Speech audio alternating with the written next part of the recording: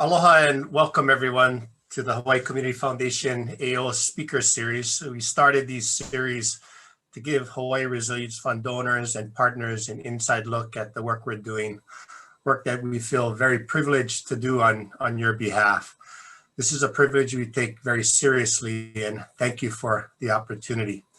We're excited about today's conversation because I think, most would not think of COVID having a nexus to issues facing our environment, but clearly there is, and we're excited about the group of panelists we have, and we're going to get into a really good dialogue in a second. Before we begin today's discussion, I want to recognize our Hawaii Community Foundation Board of Governors who are joining us this afternoon. Jeff Arce, Roberta Chu from Hawaii Island, Dr. Tyree Jenkins, Judy Peach, Kathy Richardson from Kauai, Jennifer Sabas, Leah Sheehan, and Toby Taniguchi, also from Hawaii Island.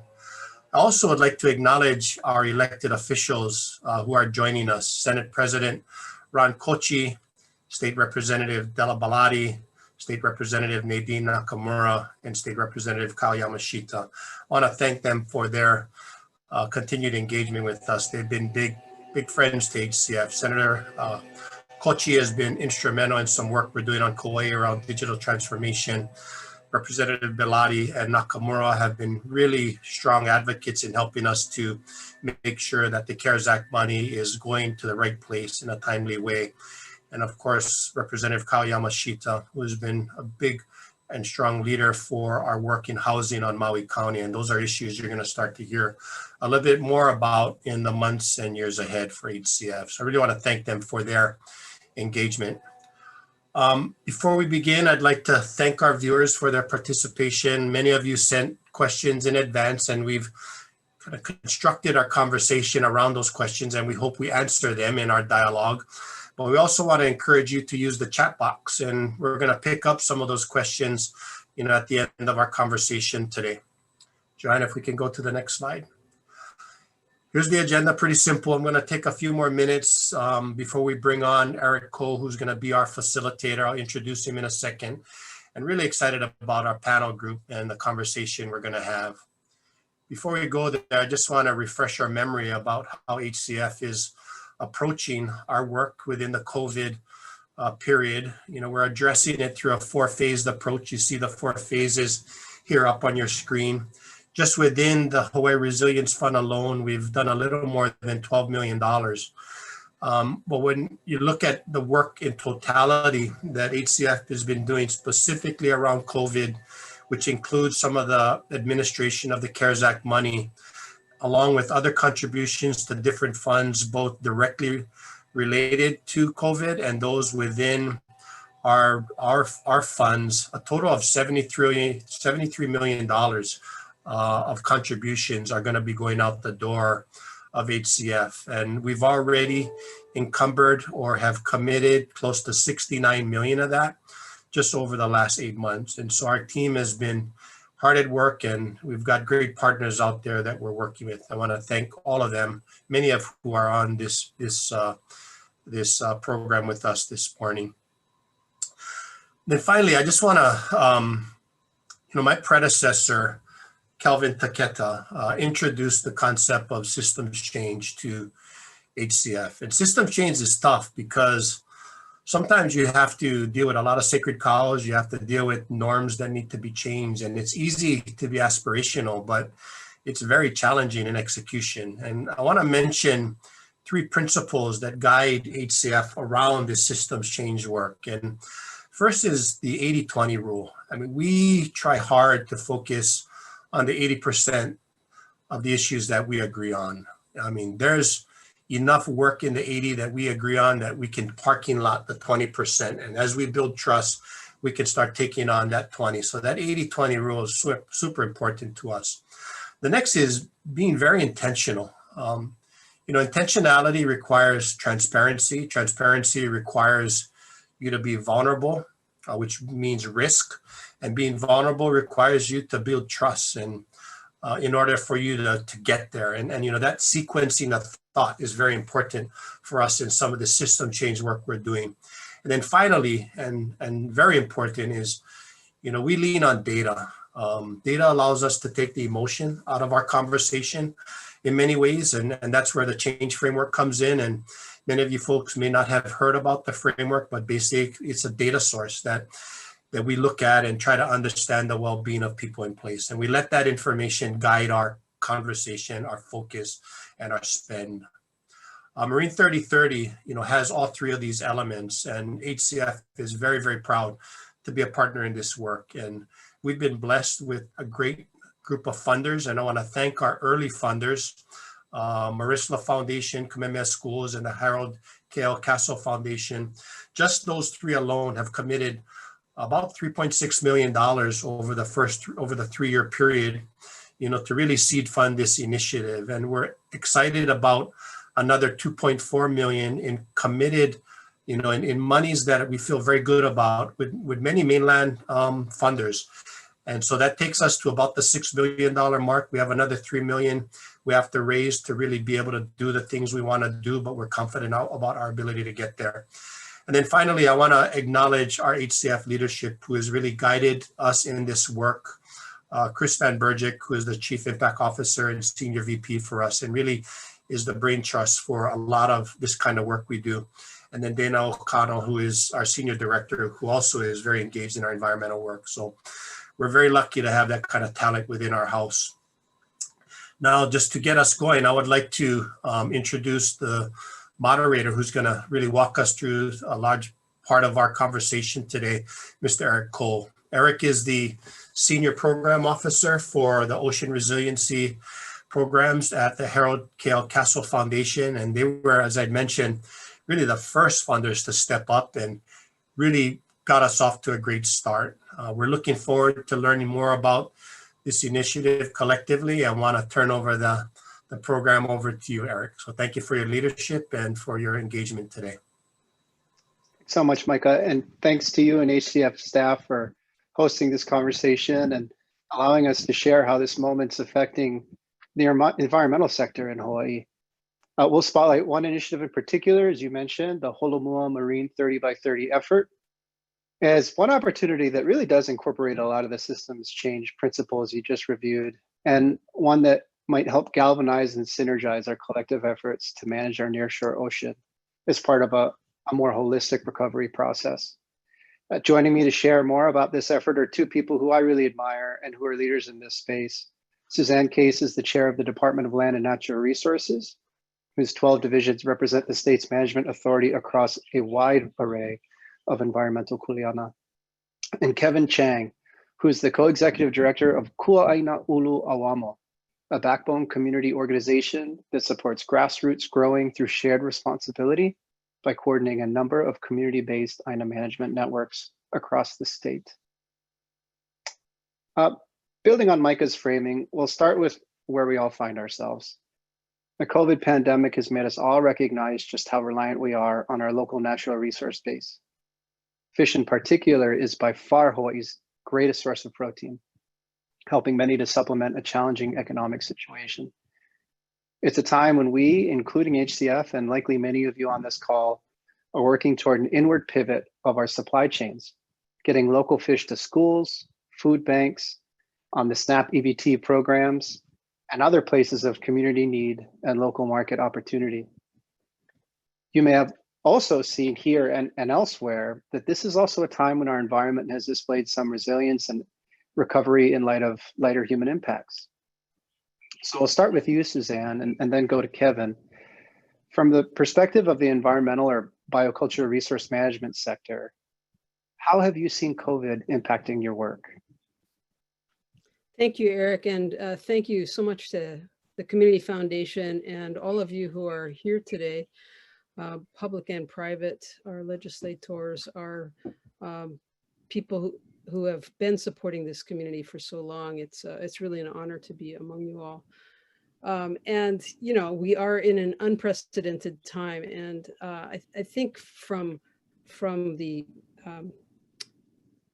good side of this pandemic is we have seen some remarkable recovery. We've really gotten a chance to reset our baseline a little bit in Hawaii and seen some examples of wildlife sort of coming back to life here. And so, you know, you think about Hanauma Bay, the clarity of the water, the fact that fish are coming in more, the halalu coming into Waikiki at Kaimana and at Ala Moana. And, you know, I mean, it's really remarkable that, and we don't know why, but certainly the quiet, I think, in the ocean has really helped that. We have anecdotal stories about dolphins coming in closer for their resting areas. And so it feels like marine life just has kind of more breathing room. And we've had a chance to really see the impacts, really both of our visitor population and our resident population on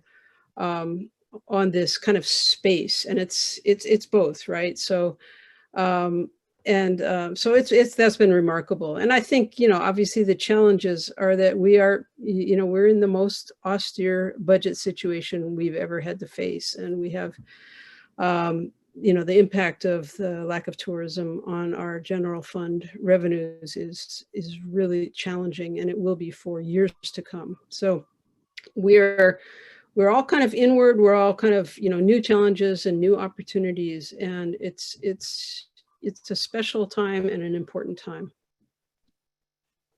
Thanks, Suzanne. Yeah, actually, a community leader was just telling me the other day that he saw a seabird along Kailua shoreline he hadn't seen since he was a kid, which is kind of amazing. Kevin, would you mind sharing how you've seen COVID impacting your work? Well, directly, one of our primary services is we serve as a convening mechanism for people.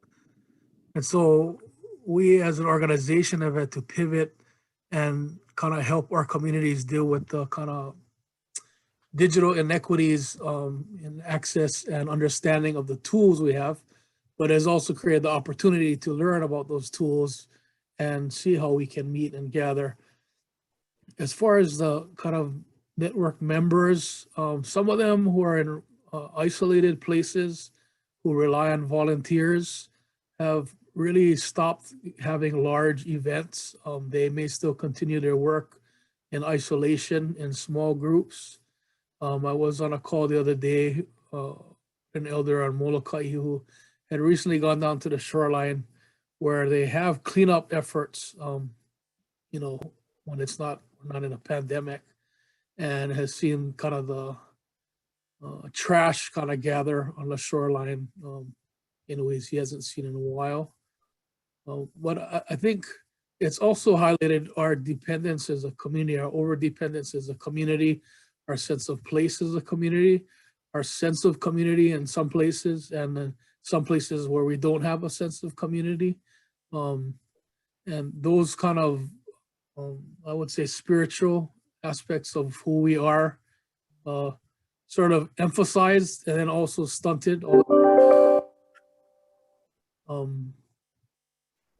But we've also seen that the state could hold its first online public hearing for the community-based subsistence fishing area effort on Mo'omomi. So things are, fits and starts, it feels like to me. But we're finding new ways to get back to work. But I think we won't be able to do as much till the day we can all be together again. Thank you. Thanks, Kevin. I'm curious, maybe just for the folks online who aren't as familiar with KUA as I am, would you mind maybe just giving a real brief overview on some of the networks you folks coordinate and some of the service work that you provide? Sure. Kuaʻāina Ulu ʻAuamo means grassroots growing through shared responsibility. Our acronym is KUA, means backbone. We were created by a network of communities doing Mālama work in the nearshore fisheries about 20 years ago. But 10 years ago, we were called into existence by this network, which now calls itself ʻEalupu, which means move forward together. It comprises of about almost 40 Mālama grassroots Mālama organizations statewide.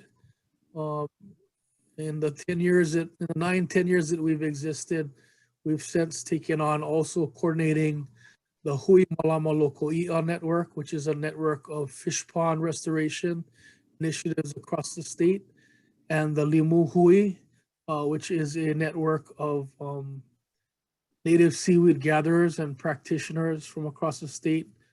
All told, if you combine those three networks, they touch on about 70 different communities, mostly rural and native Hawaiian. Some of them are nonprofits, but some of them are just individuals and families out there trying to perpetuate traditions around environmental care and take care of their specific place. And they have the situated knowledge that I think would help our government better care for their places. Hope that's helpful. Thanks very much. It's powerful work. And, you know, I think what we're hearing both from kind of the community perspective as well as the government perspective is this is a moment where we just have to figure out ways to do more with less and with each other as well. One way to do that is to create broadly inclusive processes with limited collective resources towards shared goals.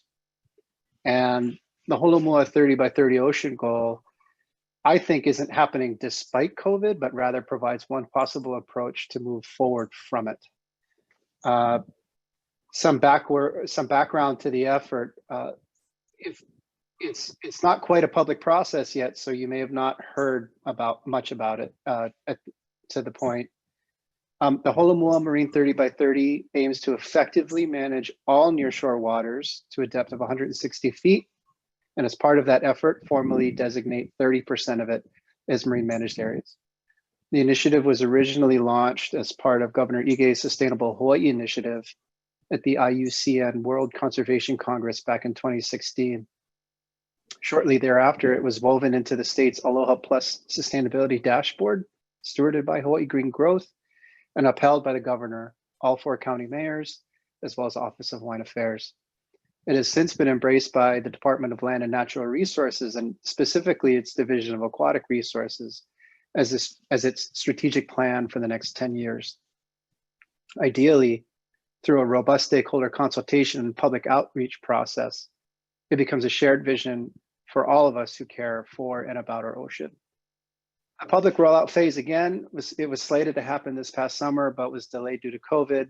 But in the meantime, the Division of Aquatic Resources has quietly been working very hard to socialize the effort, both internally and with partners, plan for the work ahead, and move key components forward whenever possible.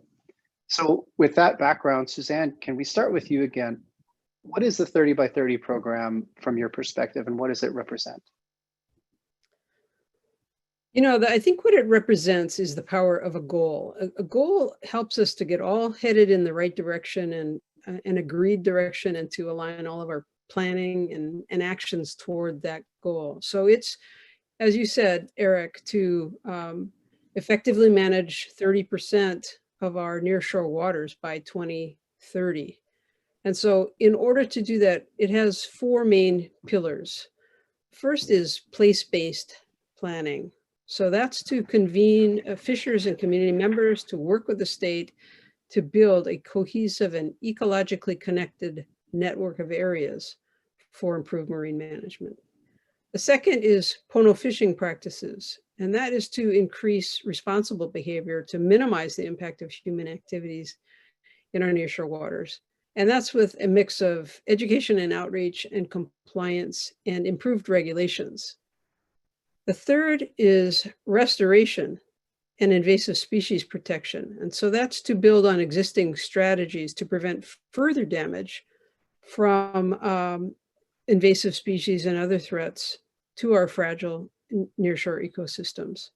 And the fourth is monitoring. It's to measure and document current conditions and use collected data to inform and update management actions, to allow them to adapt as we go along, and to ensure that progress can be tracked over time. So that's a basic summary of the Holomua 30 by 30 initiative. And it very much relies on a strong partnership and growth together of government and community to make this happen together. Thanks, Suzanne. Kevin, maybe against the background of the grassroots community shepherding work that you do, what does this 30 by 30 program represent from your perspective?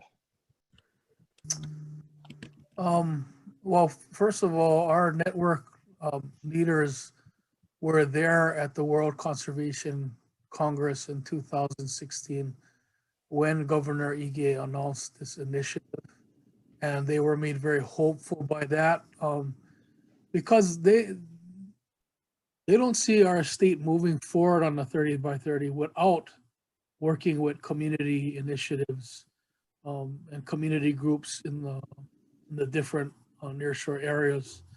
And also because, at least my understanding is, if you look at the current kind of managed areas, there's about 58 managed areas in our state. And only one of those areas really has a management plan. And that management plan is at Haena on Kauai. That management plan was created in partnership with the community group there in Haena. So in a lot of ways, there's a lot of I think we're not going to do this alone or in isolation. We're going to have to find ways to work together. We're going to have to create processes so that citizens can be more part of the process and feel that it's working for them. And I'm speaking more to what's happening on the ground. So we need to bridge community and government for a spirit of governance over our nearshore. And I think our communities in 2016 were very excited about this and remain so. And I think the community-based subsistence fishing area initiatives that have been pushing for almost 20, some cases 30 years to become real can play a strong role in the 30 by 30. So yeah, if that helps, thank you. Thanks, Kev. It does. Maybe if I can ask this next question from a philanthropic frame. As a funding priority of the Castle Foundation for about 20 years now, we believe that for co-management of our oceans to be effective, it needs to be community driven, it needs to be nonprofit and science facilitated, and it needs to be government authorized. So Kevin, we'll start with you this time. What are some of the ways in which the 30 by 30 effort might strengthen these pillars from your point of view? I think investments in community vision, I think certainly are going to help because our communities have the passion. They don't always have the capacity. And investments in bridging the two, government and community, to develop policies that give people a stronger role. So, like DLNR has Wakai Watch programs. DLNR has recently created a doe care academy because I think in part because our communities have advocated for that so that there are more doe care officers who can spend more time in their places rather than trying to take care of an entire island sometimes alone. And then I was going to mention recently, I get texts on my cell phone, and this one uncle sent me a video on my cell phone of him cutting fish and demonstrating through the fish he had recently caught that the spawning seasons of the species in his place has drastically changed with how we think they work, and helping our community members build the kind of tools where they can share those experiences with each other, but also with our government on the ground, can play a huge role in management.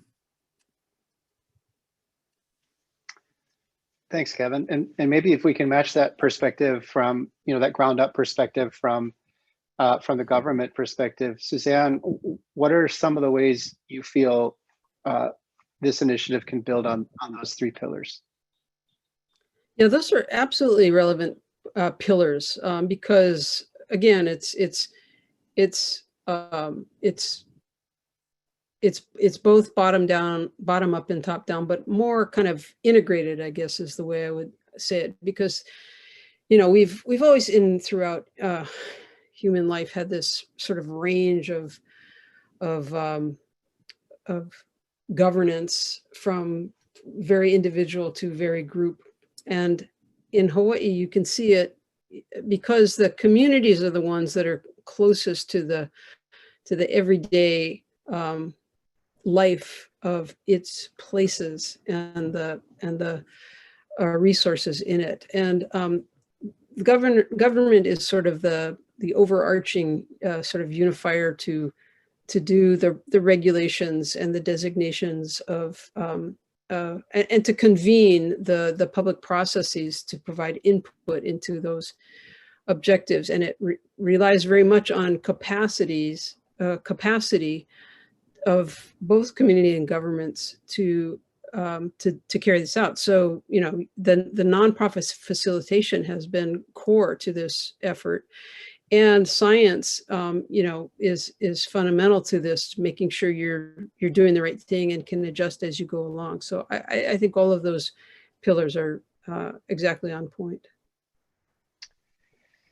Yeah, thanks a lot, Suzanne. I personally have observed that to be a really powerful and recurring theme in this run up to launching this 30 by 30 initiative. You know, this idea of really empowering community to have more agency in helping all of us collectively understand what proper governance can look like, what effective management can look like. And then one of my favorite Kevin Chang quotes ever is, you know, the government's part of the community too.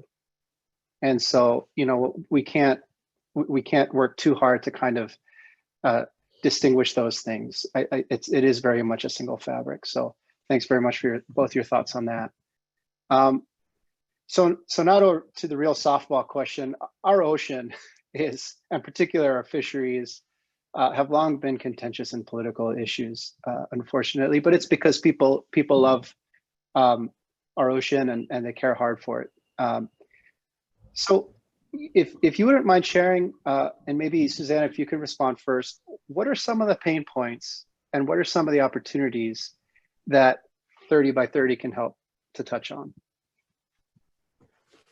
Sure. Well, you know, we've had some great successes in the last number of years, and you know, the community led management efforts at Haiana and Ka'upulehu have been really extraordinary, and also by both actual monitoring and anecdotal have been pretty wildly successful. The Fish Pond Initiative throughout Hawaii has really been remarkable in restoring fish ponds and bringing communities together, and the government helped to facilitate the permitting process so it's not as onerous. So those kinds of things are great successes. Also, when you think about COVID, the good side of COVID has been this need to find other ways of communicating. And frankly, the fact that we can have this webinar, and the fact that, for instance, this week we are, the Division of Aquatic Resources is holding statewide scoping meetings on herbivore fish potential regulations for recovery of herbivores online. It's actually bringing more people into the process and making it easier for people to facilitate in a different way.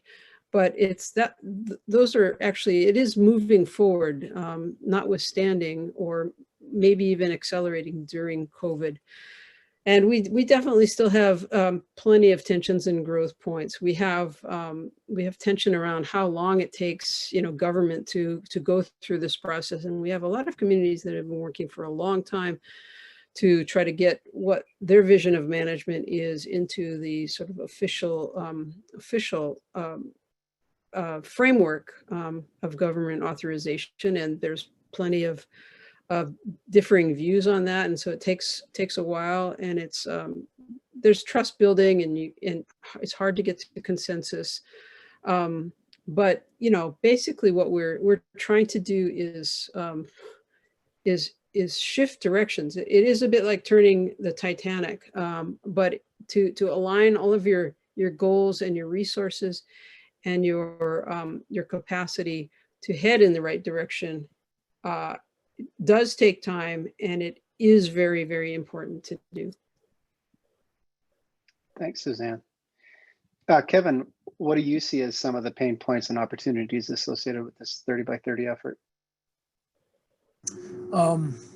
I guess I try to think of all the pain points as opportunities, really, unless we really in a major spiritual kind of roadblock. But I think that part of this work is having to acknowledge the United States and the state of Hawaii and our communities have all had sort of a bumpy and traumatic history. I think our government, as kind of Suzanne mentioned, is trying to turn the Titanic. We have habits and cultural processes that are sometimes stifling, and it takes time to get through that. But like on the ground, communities have their problems too. Communities have absorbed some of these issues as their own problems, and I see it as an opportunity to address them. Sometimes through a fish, you might be able to settle a community issue just by talking about the fish. When you see this in the Northwest, where Indian tribes who have not always related well with each other or the government are doing so by caring for the salmon. And so I see these issues on the ground as really people problems that we can work through and build a better spirit of governance around. It's just the Titanic part that sometimes frustrates me. Yeah, agreed with both of you. I think rebuilding, renewing relationships based on trust and goodwill and the benefit of the resource, the benefit of our future generations, I think, are going to be really important underpinnings to how this moves forward and what it means to have kind of an authentic, inclusive process. I think those are really powerful points from both of you. If we can shift back to kind of this moment, we're all talking about the need for Hawaii's economy to be more resilient to economic shocks, such as this one. And I think it would be naive for any of us to think there won't be future shocks, regardless of what form they take. This is mostly framed around the notion that we need to somehow, again, as the conversation has been ongoing for years, become less dependent on tourism if we're to thrive. How could the Marine 30 by 30 effort pave the way for thinking about our natural resources as a job creator for Hawaii? Could new ways of connecting people with place become one of our economic pillars? Kevin, can you share your thoughts on this first? Sure.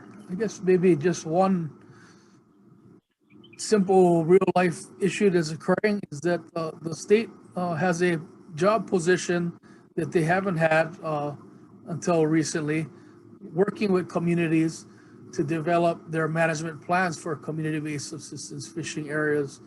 And that job is currently held by one of our first employees, a young Hawaiian man who is helping communities talk to each other, talk to the government, and think about how they want to manage their fisheries. That's one job. But the Docare Academy too, I saw it as a potential to create more positions for our local people to embody the passion and care they have for their resources. The three of us have gone, some of you maybe, I don't know how long it's been, 20 years, the Hawaii Conservation Alliance, the Hawaii Conservation Conference. The face and presence at the conference has diversified and changed over the year. And we've created a generation of young people who want to malama Hawaii. And they see that we are currently beating the golden goose that lays that special egg. And they want to take care of that golden goose. But we need to find the pathways that will lead them to employment other than internships. And I think, and I also think that those kind of jobs are tied to making and keeping Hawaii the Hawaii that people want to visit one day. I see it happening through organizations like Kupu, but those are internships. You know, I'm hoping for more real on the ground jobs in the future for our people, and we are certainly not lacking in passion and numbers. I can say that. Thank you. Thanks, Kevin. Suzanne, could you share your perspective on this? Yeah, there has been a study recently about the job opportunities in natural resource management, and it has been shown to be a very strong area of growth for Hawaii. And obviously we need to keep that moving, and as Kevin says, we need to make sure these people can find some sort of a lifelong path in this, but it has been an area for real growth. I think also the fact that the Hawaii Tourism Authority, for example, over the past few years has really kind of changed their focus from just solely marketing tourism to supporting our natural resources and cultural resources, because they are such an important part of our identity and what people, visitors as well as residents, love about Hawaii. I think also there's a focus right now on really how important healthy fisheries are to our own food and potentially to a cash economy. We have to be careful that we don't sort of oversell or over extract from, as again Kevin says, a resource that's beaten down right now. We have to have the recovery of the resource go hand in hand with the use of it. I think what's also really important in this time, as we focus on the economy, one thing about these efforts is they really ground people in a sense of place, and a sense of ohana, and a sense of heritage, and a sense of belonging.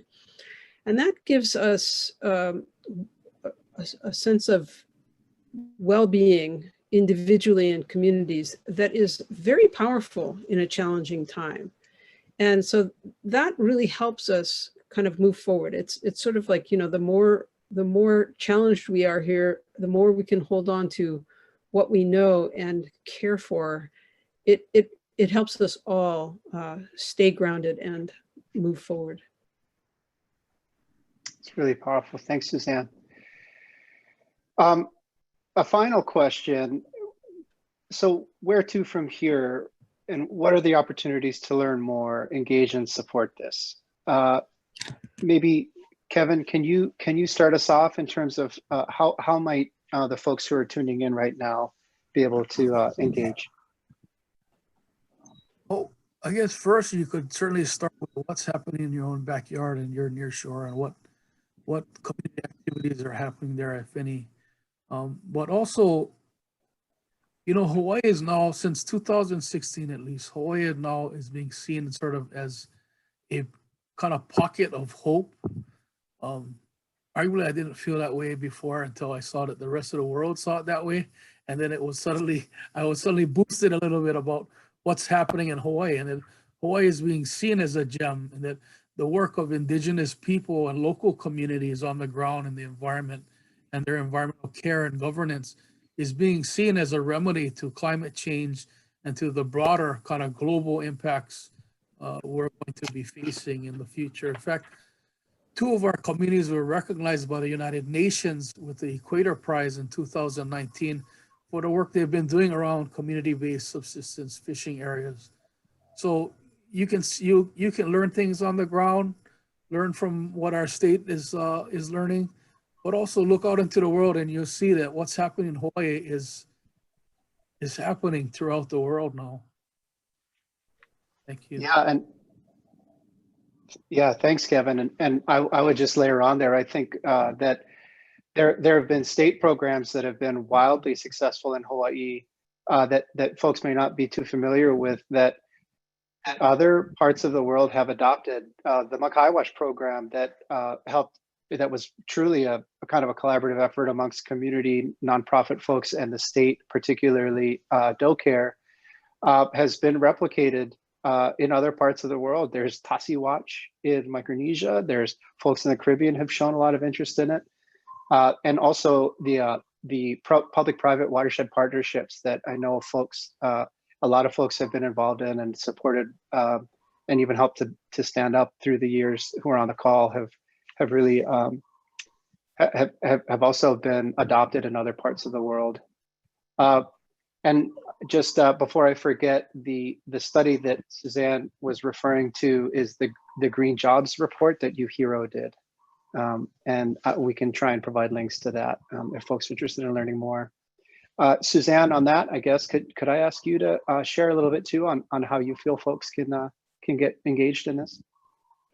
Sure, there's a lot to be done, and I do want to echo the important programs that have been, good connectors of community and government. Makaiwash definitely is one, and the DoCare Academy, which Kevin mentioned, we just graduated a few months ago, our second graduating class, and the importance of this is we're able to hire really entry-level enforcement officers who are committed to natural and cultural resource enforcement. So it's this blend of both an interest in enforcement, but also an interest in natural resource management that's a little harder to get when you hire people that are more experienced but are transferring in from other enforcement agencies. So it's very powerful. These folks have already done some major enforcement actions on overfishing that you probably saw in the papers, and we're very, very excited with their passion and drive to really get it right from the management side.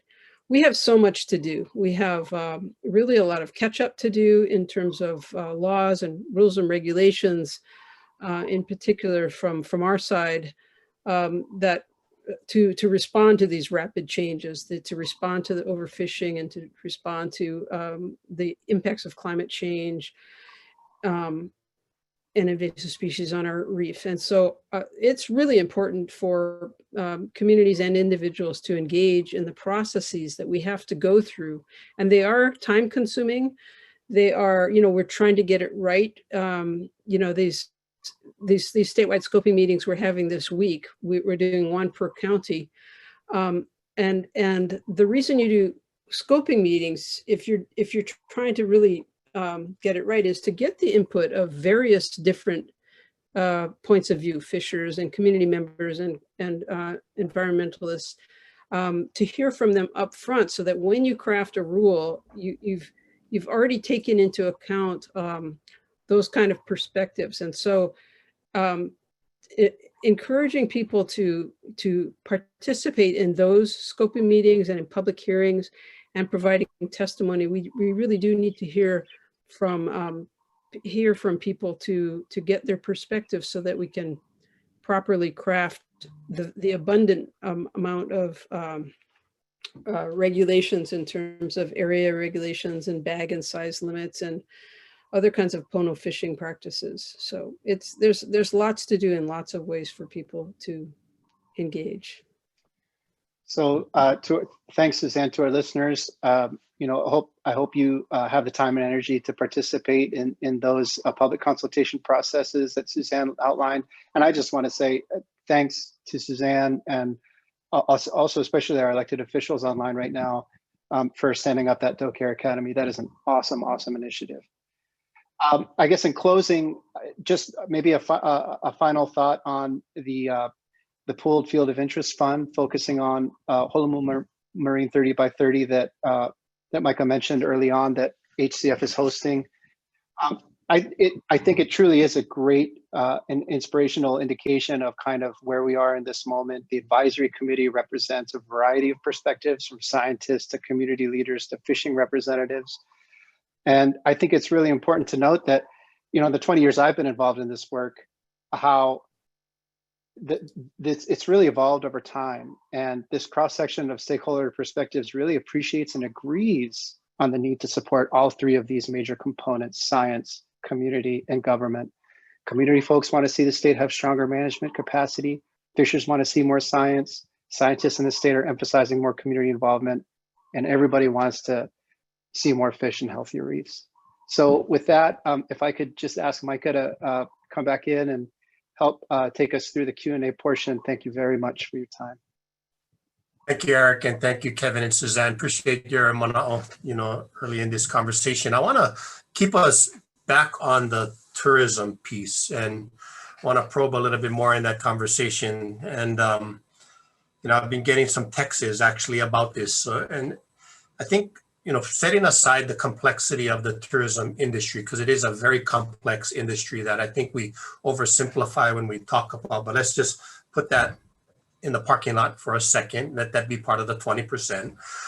I think it's common sense, for us to believe that there's a sweet spot between balancing regulation, that we're talking about today, a requirement for investment, whether it be human investment, political investment, influence investment, or capital investment, and then an engagement by the tourism industry from a marketing standpoint. And I think that the common sense output of that is that what we should get is a bringing back of the resource, which should attract, a higher spending market coming into our industry. And then how do we assure that as that market does come back, if we're successful, that it's creating a cycle of investment back into the resource so that it keeps getting more and more robust. And, how do you guys think about that? Because I do think in the conversations here this morning, as well as in those that have happened prior to, we're not engaging the tourism piece enough to make them part of the solution rather than, setting them aside as the stepchild, as the piece we don't want to talk about. So I'd like to get your thoughts. And Kevin, I want to start with you, because I think the hot spot on all of this is kind of this community sentiment about, wow, this is kind of cool right now. We get the beaches back to ourselves, and, the halalua is coming back to Kaimana, and I see the same seal come to Kailua Beach. And, I like not having to share that. So, how do we bring some balance, and how do we find that sweet spot? Well, part of me thinks the fact that there are less tourists have shown that we also are part of the problem. That's what some of our folks are finding, that it's not just impacts of tourism, but it's our own habits and values and around how we treat our natural resources. I guess, and maybe Eric could add more to this, really is what I've thought about in terms of how do we strike that balance. The only conversation that I've really been in and really on the perimeter has been this idea of the green fee for tourists coming to Hawaii that could be fed into natural resource care. But that's the current example I can think of. I don't know, Eric, what do you think about that? Yeah, I've learned a lot in those kind of early conversations, and just learning from folks in the visitor industry, the hospitality industry. For me, the singular term that comes to mind is authenticity. I think the visitor industry authentically cares about Hawaii, and I think you're right, Micah, that it's a little too convenient to just kind of vilify an industry like that. But they want to know how visitors can have a more authentic experience in Hawaii. I think residents want to understand how they can more authentically benefit from the visitor industry in Hawaii. I think we all want to see how we can more authentically support, as Kevin said, the golden goose that frankly has a pretty crappy healthcare plan at the moment. And I think it's really important that we all have honest conversations about, where the trouble is and where the opportunities are. It's been pointed out to me that, hey, you'll see more recycling bins in Waikiki than just about anywhere in Hawaii. And I think it's a good example of just acknowledging that we all part of, Kevin constantly teaches me about this, but we're all part of a single community. And I think it starts with with honest conversations with leadership, and I'll just end by saying I couldn't be more excited about John DeFries being in that position at HTA. I think he's really the right kind of person with the right makeup to lead that conversation. Thank you, Eric. Suzanne, some of your thoughts on this, especially around the Green Pass, and maybe you can give a little background about how that came about. I think it was Palau that started the concept, just so that the audience knows a little bit about that.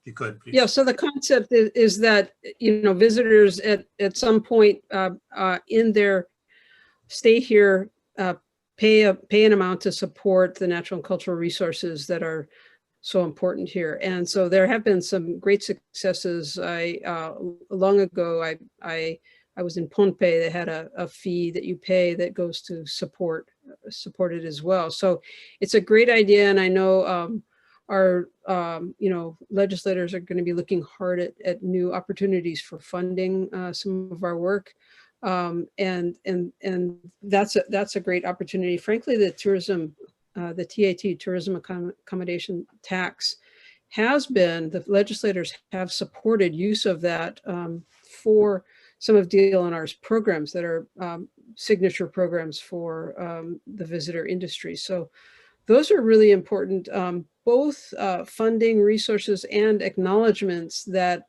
this is connected. And as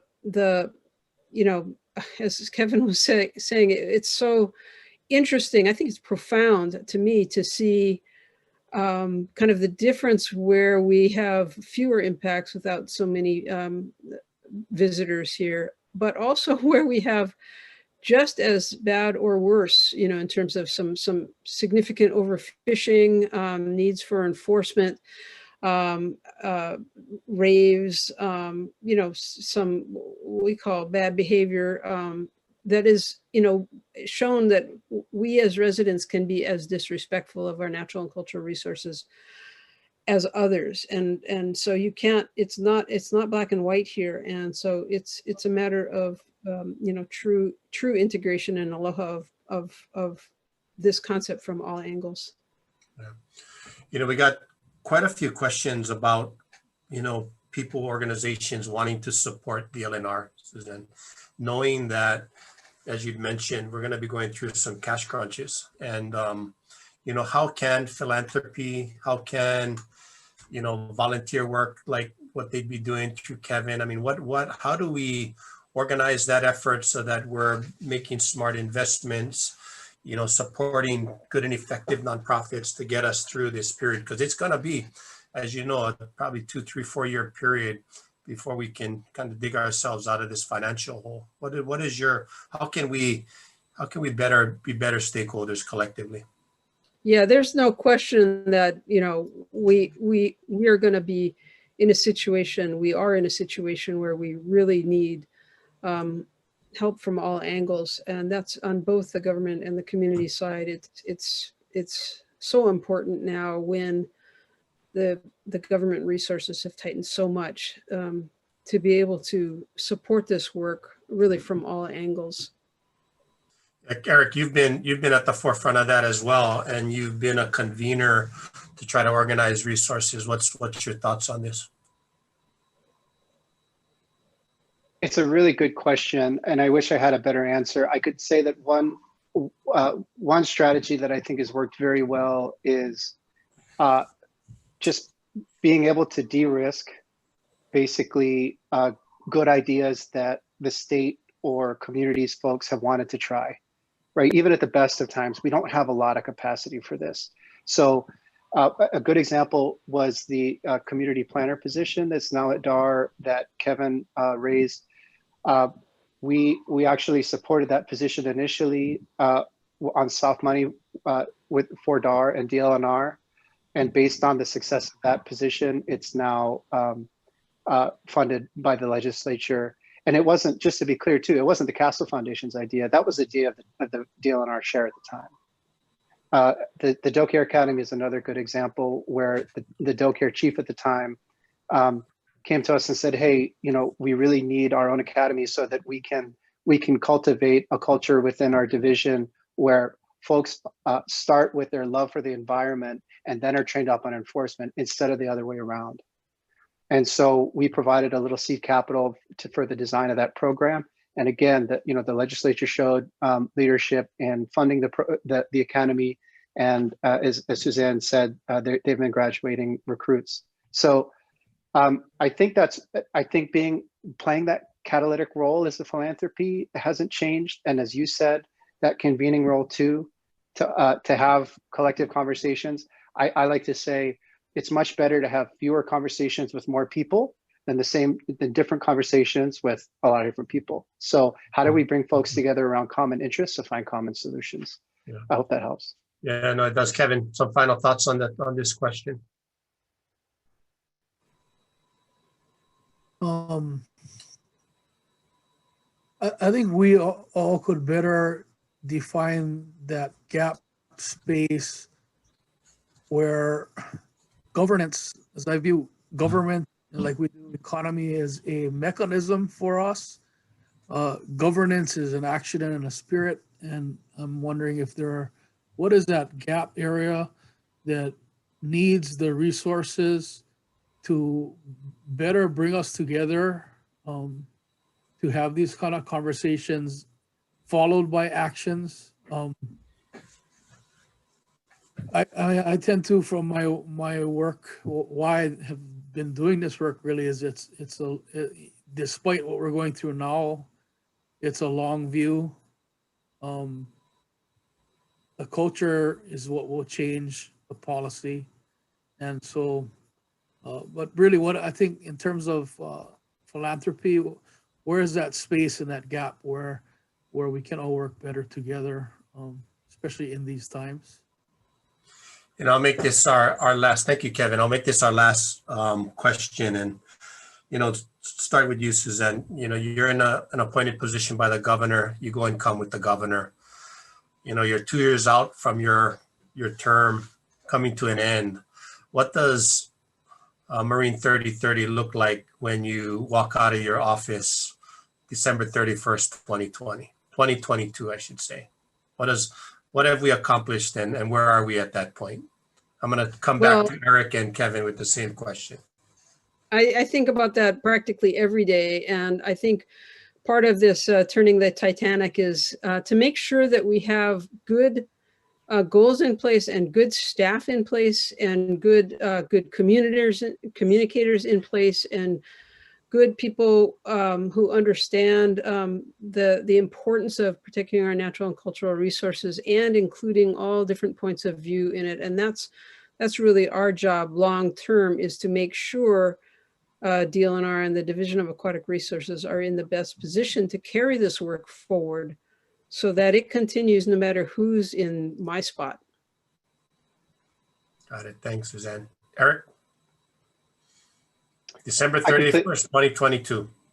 I completely agree with Suzanne. I think, we've spent decades getting to where we are with the status of our environment. It's going to take decades for us to reach that vision of abundance and momona that we all have for all of Hawaii. So I think until December 2022, what we can do is try and make sure that we have the fundamental pieces in place to develop those solutions, the capacity to manage, and a collective vision by then for what that looks like and how we're going to get there. Kevin, I'll let you close, buddy. I tend to think of how do we build pathways to get to this kind of change we want to see. But specifically, I see CBSFA is designated at Mo'omomi, Kipahulu, and Miloli'i, and they are currently lined up at DLNR. And I think there's energy in Suzanne's team to push those through. As far as like fish ponds and the 30 by 30, I wonder if in 2 years we might be talking about how more fish is a public good, not just a commercial good, and that more fish could be created in working with communities in fish pond restoration and the development of restoration hatcheries, not commercial hatcheries, but hatcheries that actually just increase our fish But in 2 years, I see that more as a discussion. I hope that things like that will continue. But the CVSFAs are the things I hope to see in 2 years. Thanks, Kevin. We're about out of time. I want to thank you folks for coming on. I know your personal engagement in this whole effort has really helped to get us where we're at today. We have, for those of you still on, if you have more questions or would like to get more information from either Eric, Kevin, or Suzanne, please see their contact information here up on the screen. If not, call us over at HCF and we'll be sure to get that information over to you. This is the long game, everyone. 2030, that's a 10-year run, and we're gonna be through some ups and downs in this strategy, and gonna need a steady hand to keep everybody at the table through the challenges that we'll go through. But I think we all recognize that this is where we have to be, and really appreciate you folks being at the table and being willing to take on some of the tough questions. So hope everybody has a great weekend. Appreciate all your leadership, and mahalo on behalf of HCF. Thank you, everyone.